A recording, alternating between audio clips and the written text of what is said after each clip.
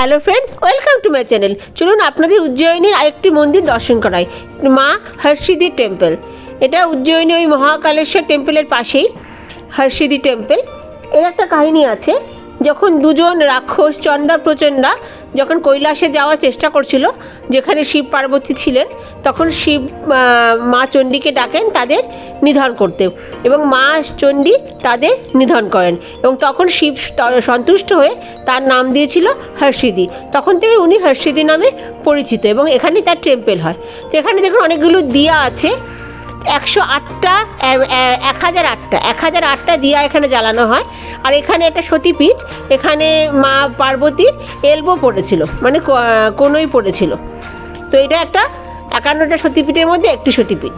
এখানে মা পার্বতীর কোনোই পড়েছিল আর কি। তো এখানে এই দিয়াগুলো জ্বালানো হয়, উঠে একজন বা দুজন দুটো গাছে উঠে খুব সুন্দরভাবে দিয়াগুলো জ্বালে, এবং সন্ধ্যাবেলায় খুব সুন্দরভাবে দিয়াগুলো জ্বলে। যেরকম আমাদের পুরীর জগন্নাথ টেম্পলে যেরকম ধ্বজা ওড়ায়, সেভাবে লোক উঠে দিয়াগুলো সাজিয়ে আসে, তারপর সন্ধ্যাবেলায় দিয়া জ্বালানো হয়। টোটাল 1008টা দিয়া এখানে জ্বালানো হয়, এবং এটি একটা খুব প্রসিদ্ধ টেম্পল।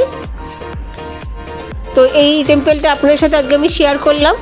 দেখুন মা হর্ষিদির টেম্পল।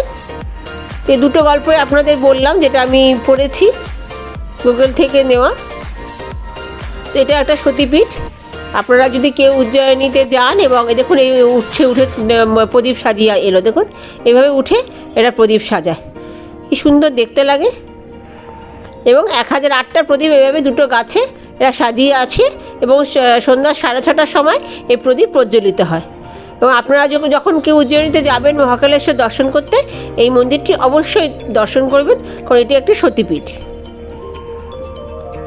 দেখুন উঠে সব প্রদীপ জ্বালাচ্ছে, আর এখানেই মার মন্দির।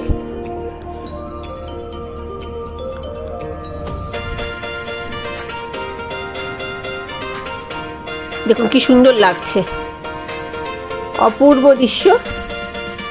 তো আপনাদের এই ব্লগটা কেমন লাগলো আমাকে জানাবেন, এবং কে কে এই মন্দিরটা দর্শন করেছে সেটাও আমাকে জানাবেন। আশা করি আপনাদের ভালো লেগেছে।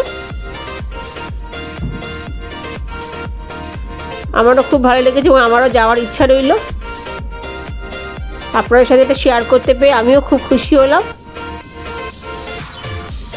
যদি গল্পে কোথাও ভুল ত্রুটি হয়ে থাকে তো আমাকে ক্ষমা করবেন, কারণ আমি গুগল থেকে পড়ে আমি এটা আপনাদের সাথে শেয়ার করলাম। নমস্কার।